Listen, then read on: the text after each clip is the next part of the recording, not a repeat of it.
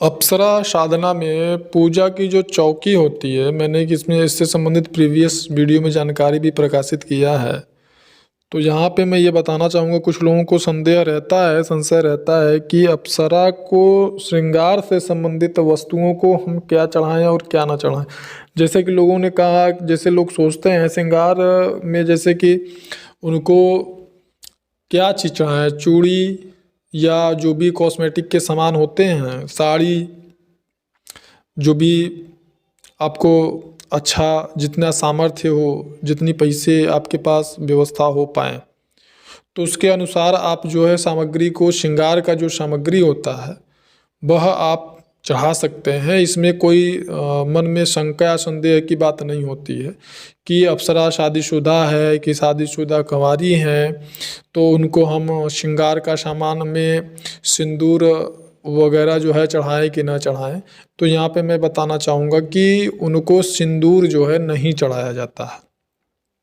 और बाकी जो श्रृंगार का, कॉस्मेटिक का कपड़ा, जैसे कि आप, मैं बता दूं यहाँ संक्षेप में कुछ चीज़ों का मैं उल्लेख कर रहा हूँ कि आप उनको एक साड़ी के साथ में जो पेटीकोट इत्यादि के कपड़े आते हैं, उनको साथ में चूड़ी, लिपस्टिक और जो सेंट है, परफ्यूम इत्यादि जो अच्छे क्वालिटी के हैं, अथवा जिस हिसाब से आपके पास बजट है उसके हिसाब से आप उनको ये सारी चीज़ों को वहाँ पे रख सकते हैं।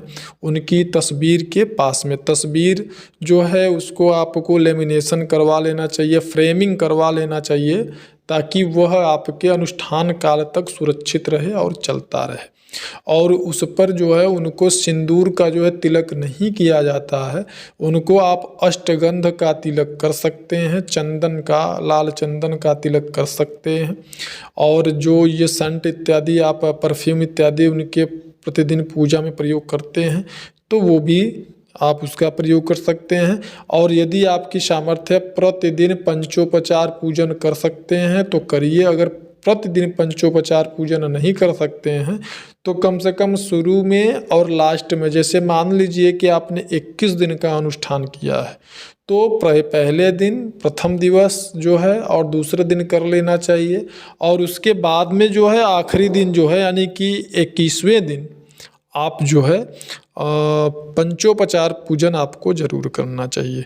और पुष्प में अगर गुलाब का फूल का माला अगर आपको प्राप्त हो जाता है तो वह अति उत्तम है। अगर गुलाब के फूलों का माला आपको प्रतिदिन प्राप्त नहीं होता है तो कम से कम दूसरे तीसरे दिन और लास्ट वाले 1-2 दिन जरूर उसका प्रयोग करें। और बीच में केवल गुलाब के फूलों का अथवा गुलाब के पंखुड़ियों का अगर आप प्रयोग कर देते हैं तो ये भी पर्याप्त है। इसमें किसी प्रकार का संदेह नहीं है कि आपके पास गुलाब के फूलों की व्यवस्था नहीं है तो कहीं से भी पहले दूसरे दिन और लास्ट दिन कर लीजिए। और जो बीच के दिन में है वहाँ पे पीले कनेल का फूल अथवा जो है गुड़हल का फूल अथवा जो आपके पास गेंद का फूल इत्यादि उपलब्ध अगर है तो इनको या इनकी पंखुड़ियों से उनके पूजन को आप जो है कर सकते हैं, उसमें कोई संदेह नहीं। और अगर आपके पास सामर्थ्य है तो घी का दीपक लगा सकते हैं, सामर्थ्य नहीं है तो फिर आप तिल के तेल का दीपक का प्रयोग निःसंदेह कर सकते हैं। सामर्थ्य अनुसार प्रतिदिन आप उनको मीठा का भोग लगा सकते हैं, जो कि खोवे की, मेवे की बनी मिठाइयाँ होती हैं। अगर आपकी सामर्थ्य नहीं है तो आप जो हो ये सूखे जो फल होते हैं, जैसे कि छोहाड़ा हो गया, किशमिश हो गया और बादाम हो गया, और ये जो आपके मखाने हो गए जिनको कि लावा बोलते हैं लोग, इनका भी आप उनके पूजन में निश्चित रूप से प्रयोग कर सकते हैं। इसमें कोई संदेह नहीं है कि आप कैसे करें। अगर आपके घर पे दूध उपलब्ध है तो स्वयं अपने हाथों से खोए की मिठाई का प्रयोग, यानी कि उसका बना करके खोआ और उसमें जो है शक्कर इत्यादि मिला करके उसका जो है प्रयोग आप इसमें कर सकते हैं। आपका जो भाव है वह पवित्र और एकदम कह सकते हैं कि बहुत ही संकल्प आपका बहुत ही दृढ़ होना चाहिए और चिंतन आपका लगातार होना चाहिए।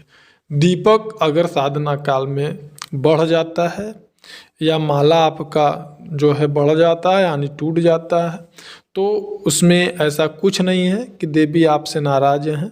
आप को जो है पूजन नहीं करना चाहिए, ऐसा कुछ नहीं है। आप निश्चित तौर से अपना माला फिर से जा कर के वहाँ पे मार्केट में बनवाइए और फिर से आप जो है उसी माला से साधना करिए। माला को अगर बीच में टूट जाता है तो फिर से एक बार गंगा जल में स्नान करा के फिर आप उसका प्रयोग कर सकते हैं। और दीपक अगर बढ़ जाता है तो फिर से दीपक को प्रज्वलित करें और अपनी साधना को करें। लाल चंदन, पीला चंदन दोनों का प्रयोग साधना काल में आप कर सकते हैं, इसमें कोई संदेह नहीं है। किसी प्रकार की तामसिक वस्तुओं का, पदार्थों का इनकी साधना में प्रयोग आपको नहीं करना चाहिए। तो कुल मिला के श्रृंगार का सामान आप सब जो है इनको चढ़ा सकते हैं। जो भी श्रृंगार का सामान आपके पास उपलब्ध हो, आप अपने सामर्थ्य अनुसार सारी सामग्रियों का अपनी सामर्थ्य के अनुसार आप प्रयोग कर सकते हैं।